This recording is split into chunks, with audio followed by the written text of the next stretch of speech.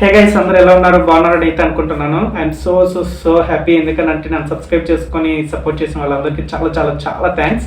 ఎందుకంటే మన ఛానల్లో 2000 సబ్స్క్రైబర్స్ రీచ్ అయిపోయింది.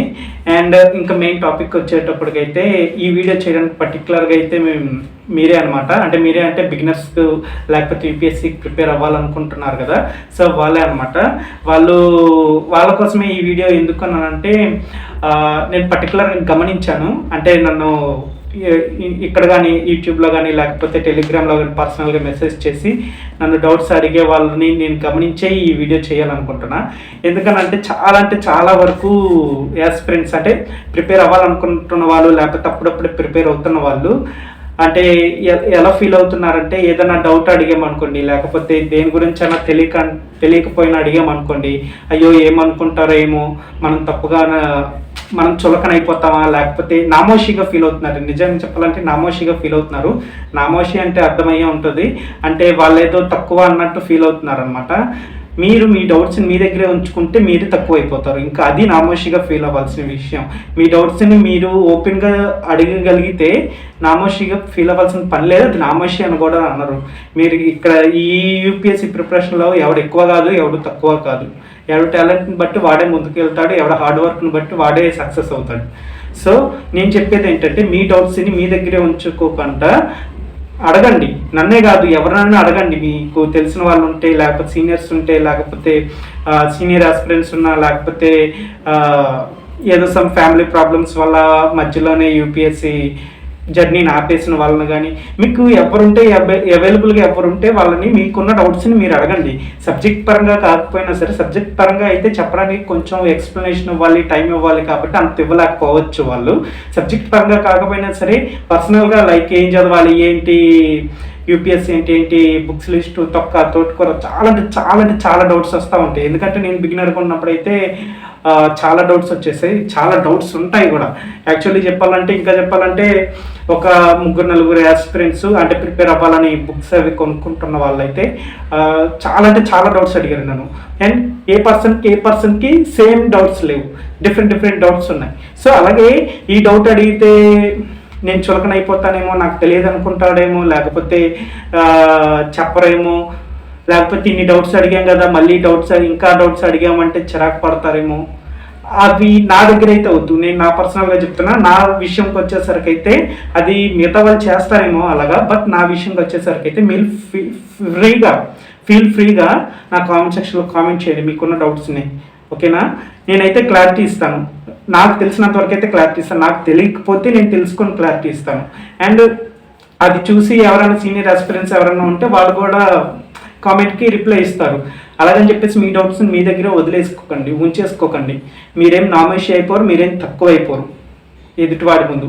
ఏదో నాకు తెలుసని నేను మీకు చెప్తున్నాను, లేకపోతే మీకు తెలియదని మీరు వింటున్నారు అని అయితే ఏమనుకోకండి. ఓకేనా? మనకేం తెలియకపోయినా సరే అడగడంలో తప్పే లేదు. చాలామంది అంటే నేను గమనిస్తున్నాను కదా, అంటే అడిగితే బాగోదేమో అని అడగట్లేదు బ్రో, లేకపోతే అలా అడిగితే తక్కువ అయిపోతామని అడగడం లేదు బ్రో. ఎందుకు మళ్ళీ ఎక్కువ డౌట్స్ అడిగేసాం కదా, మళ్ళీ ఇంకా డౌట్స్ అడిగితే ఇంకా చిరాకు పడతారేమో అని అడగడం లేదు బ్రో. ఇలాంటి మాటలు నేను విన్నాను కాబట్టి నేను పర్టికులర్గా ఈ టాపిక్ మీద అయితే వీడియో చేయాలని అనుకుంటున్నాను. మీ డౌట్స్ని మళ్ళీ చెప్తున్నా, మీ డౌట్స్ని మీ దగ్గర అయితే ఉంచుకుంటే మాత్రం మీరే సఫర్ అవుతారు. అవి ఓపెన్గా ఫీల్ ఫ్రీగా అడిగేయండి. ఇక్కడ ఎవరికీ తెలియదు, నేను ఎవరో మీకు తెలియదు, మీరెవరో నాకు తెలియదు. ఓకేనా? ఇక్కడ నా విషయంకి వచ్చేసరికి అయితే చెప్తున్నాను కదా, నా విషయంకి వచ్చేసరికి అయితే మీరు ఎన్ని డౌట్స్ అయినా అడగండి. నాకు తెలిసినంత వరకు నేను సమాధానం అయితే ఇస్తాను. నాకు తెలియకపోతే తెలుసుకొని సమాధానం ఇవ్వడానికి ట్రై చేస్తాను.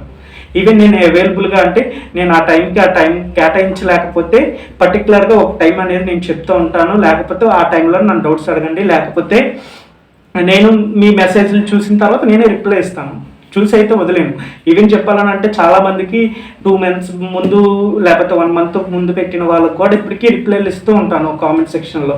ఏమైనా కామెంట్స్కి రిప్లై ఇవ్వలేదా అని నాకు టైం ఉన్నప్పుడు చూసుకొని వాటికి రిప్లై ఇస్తూ ఉంటాను. వాళ్ళు కూడా యాక్సెప్ట్ చేస్తారు దాన్ని, ఎందుకంటే వాళ్ళకున్న డౌట్ అది. ఇంకా క్లారిటీ అవ్వకపోతే యాక్సెప్ట్ చేస్తారు. అదే టైం చూసుకొని నేను కూడా రిప్లైలు ఇస్తాను, ఇవ్వనని అయితే చెప్పను. అండ్ ఇన్ని డౌట్స్ అడిగాను, మళ్ళీ డౌట్స్ అడిగితే ఇంకేమన్నా అనుకుంటారేమో అనే పనికి థాట్స్ అయితే నా విషయంకి వచ్చేసరికి అయితే మీరైతే అలా ఫీల్ అవ్వాల్సిన పని లేదు. ఫీల్ ఫ్రీగా మీకున్న డౌట్స్ ఏవైనా అడగచ్చు. ఓకేనా? ఈవెన్ సబ్జెక్ట్ పరంగా కానీ పర్సనల్ పరంగా కానీ ఏదైనా ఫీల్ ఫ్రీగా నా దగ్గర ఉండొచ్చు. అది మీకైతే నేను చెప్పాలనుకుంటున్నాను. అండ్ అలాగని అందరూ ఇలాగే ఉంటారని చెప్పను, అలాగని నేను ఉన్నానని చెప్పడం లేదు. బట్ ఎవరో ఉన్నారు, ఎవరో అన్నారు, ఎవరో చేశారు, నేను కూడా ఫేస్ చేశాను ఇలాంటివి. నేను బిగినర్గా ఉన్నప్పుడైతే నాకు పిచ్చ డౌట్లు వచ్చేవి. నేను కూడా సేమ్ మీలా ఇప్పుడు నేను మీకు చెప్తున్నాను కదా, నేను అలాగే ఫీల్ అయ్యేవాడిని. కానీ తర్వాత నేను రియలైజ్ అయ్యా, నాకున్న డౌట్స్ నేను ఇప్పుడు క్లారిఫై చేసుకోకపోతే ఇంకెప్పుడు నేను నా డౌట్స్ని నేను ఇప్పుడు సాల్వ్ చేసుకుంటాను అని చెప్పేసి అడిగేవాడిని.